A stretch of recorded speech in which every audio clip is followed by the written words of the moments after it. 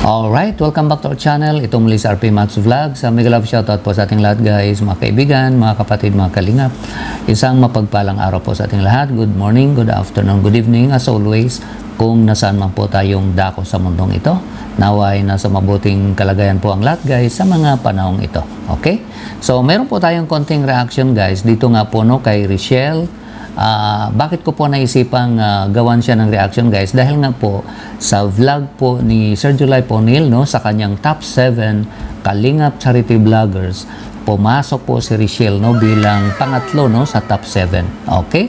So congratulations po kay Richelle. Napakagandang achievement po yan. Sa gitna po ng mga bashing no, na naranasan po ni Richelle, ganun pa man, siya po ay matagumpay. Okay? So sa nilagay nga po natin sa thumbnail, Richelle tagumpay sa gitna ng maraming bashers. Paano nga ba nalagpasan ang mga pagsubok? Ano nga ba ang sikreto? Okay? So yan po ang i-discuss natin guys. Okay?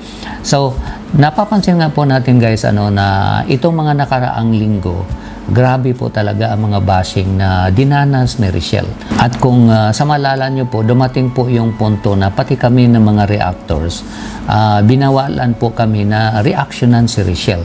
Dahil sa matindi po talaga ang bashing na dinanas po niya. Umiiyak po si Richelle. No? Nakita po natin yan no, sa vlog ni Kalinga Prab na umiiyak na po si Richelle dahil sa matindi po talaga na inabot niyang bashing. Ganun pa man guys, no, kahit na ganun po yung mga bashing na dinanas po ni Richelle, tuloy pa din po siya sa kanyang paglingap sa mga mahihirap. At sumasama po ito kay Ruel at busy po sila ika nga sa mga feeding program. Okay, ika nga naging busy sila kaya siguro din ika nga hindi na po niya masyadong napapansin o pinapansin ang mga bashing laban sa kanya. Isa po actually yung solution guys, no, pagka marami po talaga nang babasa sa'yo, gawin mo lang pong maging busy ka po sa sarili mo. Huwag nyo pong pansinin kung sino man yung mga nambabasa sa'yo at ika nga i-ignore mo lang po at malaking tulong po yan sa'yo. At dito nga no, napansin natin guys, nagtagumpay po si Richelle. Okay? Bakit po natin nasabing tagumpay? Dahil pumasok po siya sa top 7. Isa po siya sa top 7. Pangatlo. Dahil nga po nagkaroon po siya ng 2 million views nitong nakaraang buwan. Okay? At alam naman po natin guys na kasasahod lang po niya. So sa dami po ng views na naipon po niya mula noon ay malaki-laki din po yung ika nga sinahod niya. Kaya congratulations kay Richelle. At nakita naman po natin guys yung kanyang mga priority. Okay? Ang paglinga pa rin sa mga mahirap. Ika nga kung sila nalingap no, ng Team Kalingap, ngayon ika nga dinuplicate po niya. Siya po ay naglilingap na rin. Okay? At nakita po natin guys no, sa vlog po ni Kuya Bal kung saan nag-donate din po siya ng para sa landing pad. Okay? So napakabait at napakaganda po yung pinakita ika nga ni Richelle no, kung ano po yung mga priority niya sa kanyang kinita sa YouTube. Okay? So ngayon guys, ang tanong, paano nga ba nalagpasan ni Richelle yung mga matinding bashing sa kanya? Yung mga pagsubok ika nga na kanyang mga dinanas, bakit siya naging matagumpay sa kanyang ginagawa? Okay? Ito po guys, no, panoorin natin. Nakuha ko po ito sa vlog po ni Kalingap Vincent kay Richelle kung saan in-interview po niya, binlog po niya at marami po siyang sinabi doon. Okay? Sa mga hindi pa nakapanood guys, panoorin po natin sa vlog po ni Vincent Calyada. Isa po yan sa napakasipag na scouter po ni Kalinga Prab. Okay? So sa mga hindi pa po nakasuporta din po sa kanya guys, no, suportahan po natin, i-subscribe po natin at panoorin din po natin guys yung kanyang mga vlog. Okay? So, ito po yun. Panoorin po natin sandali guys. Tapos ayun, sobrang saya ko po. Nag-pray din ako kay Lord na salamat. Tapos, syempre pinagdasal ko po din yung mga taong sa inyo po, kayo po, sila Kuya Rab, sila Kuya Val, Ate Edna. Sa lahat po ng sponsor na tumulong po sa amin para magkaroon po ng gantong bahay. Sobrang po ako nagpasalamat at pinag-pray ko po lahat. Mapabasher man, supporters. Kaya, kasi lahat naman po nakakatulong sa akin. So yun po yung binanggit ni Richelle guys. Matapos po na matanggap po niya yung kanyang sahod sa YouTube. Okay? Sabi nga po niya, nagdasal siya agad sa Panginoon at nagpasalamat sa mga blessings o ito nga no, na natanggap na po niya ang sahod niya sa YouTube. Okay? At nagpasalamat sa mga taong nakatulong sa kanila. Ultimo mga bashers, no, sa nabanggit nga po niya guys, ay pinagdarasal po niya. lahat ng mga sponsors na nakatulong sa kanila ay pinagpapasalamatan niya. So napakagandang pag-uugali po ni Richelle, guys, no? Nandoon po yung kanyang napaka-grateful sa mga tulong na natanggap niya at yung kanyang pagiging humble. Okay? So nakikita po natin sa kanya, guys. Actually, napakabait po nila, guys, no? Ang buong pamilya, yun po ang nakikita natin. At alam po ng mga viewers yan, napakabait po ng pamilya. Mula po kay Kuya Rizan, no? Yung tatay po ni Richelle ay napakabait din po at napaka-accommodating ika nga. Okay? Kahit na nababas na itong anak niya, hindi po siya nagreklamo. Talagang nakasupport pa din po siya, okay, sa anak niya. Ito po, guys, ituloy po natin. Basta po nagpapasalamat po ako sa mga tao, sa mga viewers po, sa mga subscriber po, lalo na po sa buong Team Kalingap. Talagang nagpapasalamat po ako sa kanila. Dahil nga po sa mga na-achieve ko ngayon, sa mga nakukuha ko po ngayon, lalo na po sa sahod ko. Kaya yung sa sahod ko po, pentutulong ko rin po yun. Syempre dito din po sa bahay, kasi ako lang po ang inaasahan dito. Syempre kung hindi naman po ako gagawa ng paraan, wala rin po kami ngayon siguro mapabukunan ng pang-araw-araw po namin. Tapos syempre po, kahit naman po ako nabibisi, lagi ko rin pong inaalala din po yung mga taong tumulong din po sa akin. Minsan nga po kapag may mga time na niyayaya kami ni Kuya Rab na may nasasaktuhan pa po, may mga papiding, kaya po minsan hindi po kami nakakarating. Kaya kahit gustuin man po namin, talagang hindi po kaya ng oras. Tapos about naman po sa mga taong nakakalimutan. About naman po sa mga taong tumulong sa akin na may nagsasabi po na nakakalimutan ko. Kahit kailan po, di ko kinalimutan yung mga taong tumulong po sa akin. Sabi ko nga po, kapag nakapagtapos ako or nakasahod po ako sa YouTube, babalikan ko po sila. Kasi gusto ko pong iparamdam na kahit anong mangyari, kahit anong pong mangyari sa akin, na kung sakali man pong maging successful din po tayo, gusto ko po, andyan pa rin po ako. Andyan pa rin po ako sa kanila, ganun. Ayun, so dito po natin nakita, guys, lahat po sinama na po talaga ni Richelle yung kanyang pasasalamat.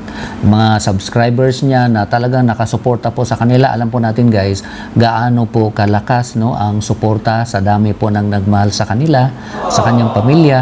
Nandoon po yung kanyang pasasalamat. At sa Team Kalingap din po, na alam naman po niya kung wala ang Team Kalingap, hindi po niya marating kung nasaan man po siya ngayon. Unang-una po yung nag-scout sa kanya, si Vincent Calyada. Kung hindi po siya na-scout, hindi po niya matanggap kung ano po yung mga natanggap niya. So nandoon po yung kanyang pasasalamat. At dito nga po nabanggit niya, dahil nga po sumasahod na siya, meron na din po siya magagamit na pantulong. Ika nga, duplication. Kung siya tinutulungan noon, ngayon nasa posisyon na po siya na makatulong na din sa iba. At yun naman po talaga ang pinakalayunin ni Kuya Bal, no? Sa mga Kalingap charity vloggers na kanyang sinuportahan, kanyang tinutulungan, pag kumita na sila, yun, nakakatulong na po sila sa kapwa. Ganun lang po yan, duplication. Kung ikaw tinutulungan noon, ngayon, ikaw naman ang tutulong. Okay? At dahil nga po kumikita na po si Richelle, guys, no, bilang breadwinner sa family, malaking tulong po yan sa kanila. Alam naman po natin, guys, si Kuya Rizan meron po yung sakit. Imaginein po natin kung wala pong kinikita si Richelle, si Kuya Rizan, mapilitan po yung magtatrabaho. So, the more po siya na magtatrabaho, the more po nalalala ang kanyang sakit. So napakagandang blessings ika nga sa pamilya ni Richelle, dahil nga po dito sa kanyang kinikita, hindi na po kailangan ni Kuya Rizan na magtrabaho. Okay? Kailangan na lang po niyang tulungan si Richelle, suportahan si Richelle sa kanyang mga ginagawang pag-charity. At nandiyan naman po si Ruel na siyempre nakaalalay din naman po at nakasuporta kay Richelle. So napakagandang blessing sa pamilya na meron na po silang pinagkukunan ng kanilang pang-araw-araw, at aside dyan, hindi lang sa kanila, no, nagagamit po nila sa pantutulong din po nila. So napakagandang example ika nga, guys, napakaswerte po ni Richelle, isa sa mga Kalingap beneficiaries na matagumpay po. Okay? At nakita naman po natin, guys, yung kanyang ginawa. Nag-donate siya agad kay Kuya Val para sa landing pad.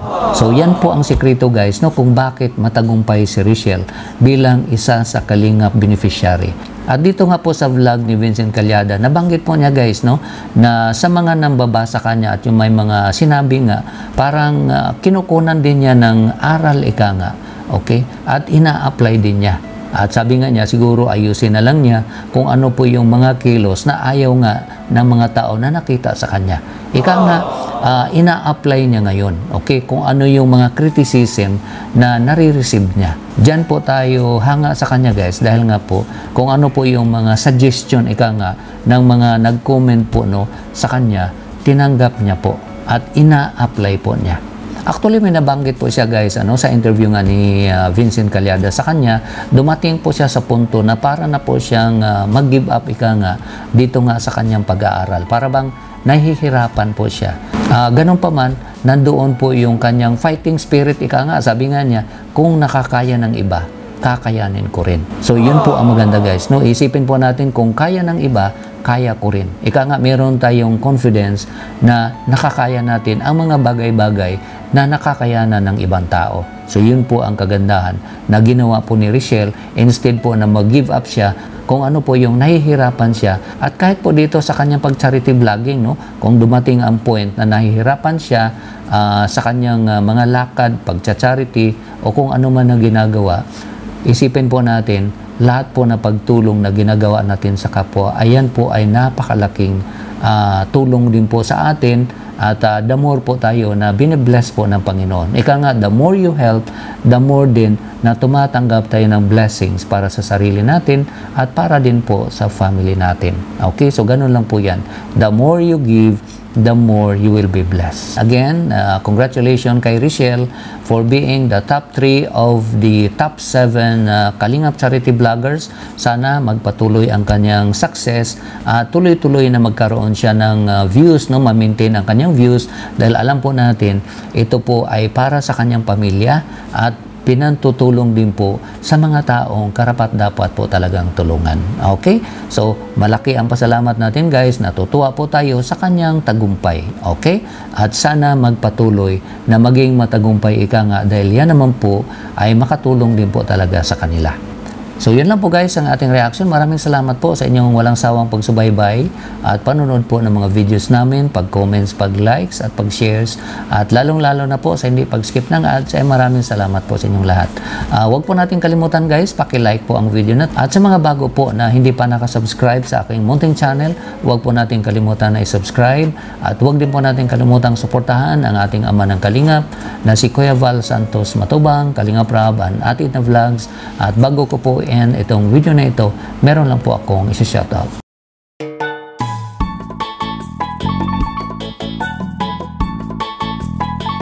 Oo nga pala guys, no, sa mga hindi pa po nakasuporta o nakapag-follow ng aking Facebook page, paki-follow po guys, paki-suportahan po. Ito po yung bago kong page na ginawa ko po sa Pilipinas, dahil nga po yung ginagamit ko po dito, hindi po pwedeng i-monetize sa atin. Kaya nga po gumawa ko ng bago. So paki-like na lang po guys para masuportahan po natin.